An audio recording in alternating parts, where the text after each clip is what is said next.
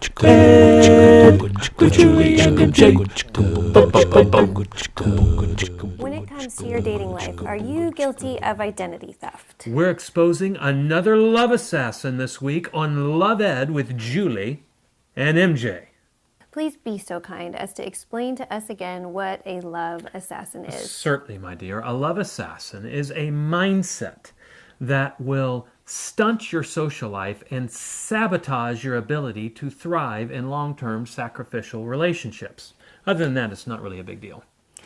I just told our viewer that they might be guilty of identity theft. We're talking about love assassins. I thought identity theft is a crime, right? Oh, trust me, this love assassin is a crime because it leads people to build very unstable relationships that then, when they self-destruct, and they do, then leave former lovers lost and alone and desperate for their next unhealthy relationship.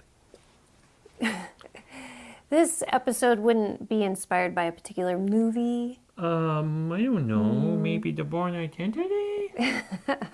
One of those ones that you like to watch over and over. Yeah. And I love the over movie. Here's the plot in a paragraph. and over. It's the story of a young man who wakes up with amnesia and then sets out on a journey to discover who he is. That was great. That wasn't a paragraph. That was just a sentence.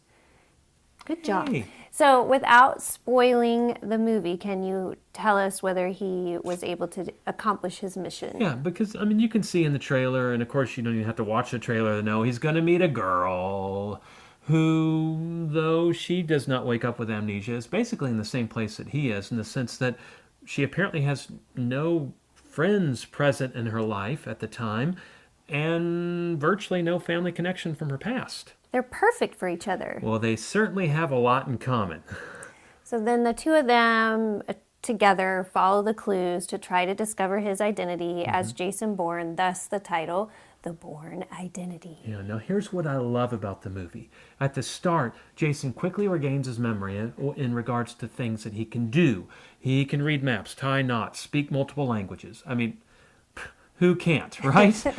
But while everyone around him sees this as tremendous progress, hey, yeah, it's coming back, Jason grows more and more agitated because he can clearly see what they cannot. Which is? That his skills and his abilities and his gifts don't tell him who he is. They don't define him. So he doesn't discover his identity in what he does. That's right, and I love that. But then in walks the girl. Yes. Of course, the romantic interest. Here comes Marie, the girl that's willing for a small, modest, large sum of foreign currency, agrees to join Jason in his quest to discover who he is. What's wrong with that? I mean, that sounds very romantic. Yeah, it is. It's also identity theft, the love assassin we're talking about today.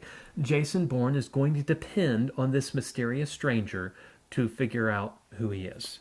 Do you think that we should find our identity all by ourselves without other people? Absolutely not. In fact, to the contrary, I believe we were created to discover who we are and why we are here in the context of healthy, intimate relationships with the important people in our lives.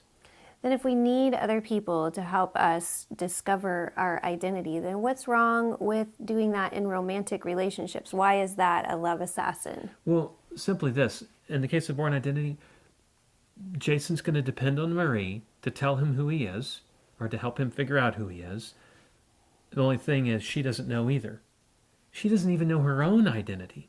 And so when you get into relationships like this, the two people involved in the relationship basically define themselves by the relationship. They end up liking whatever the other person likes. They end up doing whatever the other person does. They kind of become a dating chameleon where they morph into whoever they're dating at that time. Whatever that person is what they are. Maybe even sometimes distancing themselves from family and friends to really only focus on this one relationship. Yeah, maybe you've seen a relationship like this. Maybe you've been in a relationship like this.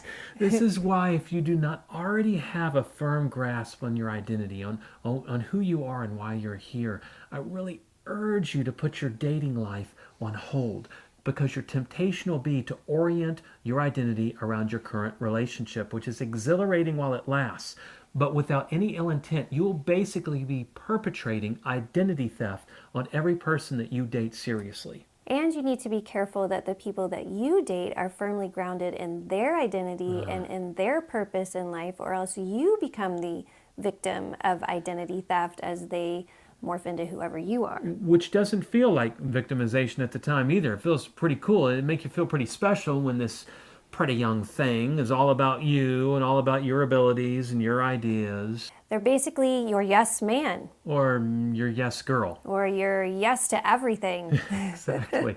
Again, feels great for the moment, but it don't last, and you don't need it, and you don't want it. You want to date someone else, not yourself. Someone that has their own unique gifts, their own unique personality, their own unique life perspective that you can respect and get to know. All right, so what's our solution? How do we form our identity? Well, obviously, the easy Bible answer is we find our identity in Christ, the end. But I think we need to take a little time to kind of flesh that out more. All right, and we also need to explain more about relationships. If we're not finding our identity in romantic relationships, what kind of relationships should we be finding our purpose and identity in? Absolutely, and I actually go in great depth to talk about that in our Date Night Advice blog, and it's a series called Intimacy Imposters. You'll find a link to that below this video. Absolutely. And between now and our next Love Ed episode, I encourage you to go ahead and watch The Bourne Identity. Yeah, enjoy the movie. And if you do that homework assignment, you're going to want to pass over the makeout scene. Yeah. Whenever you see Jason start to cut Marie's hair, no, they won't be cutting hair for long. Yeah. Remember the first time you cut my hair? Because cutting hair is just so romantic. Anything is romantic in a movie. It is. And if you watch the movie between now and the next video, you won't have the movie spoiled when Mike talks about the ending. I'm just a movie spoiler. Good point. Hope you'll join us then for another Love Assassin edition of Love Ed with Julie and MJ. Identifying her as Julie. Love Ed with Julie and MJ.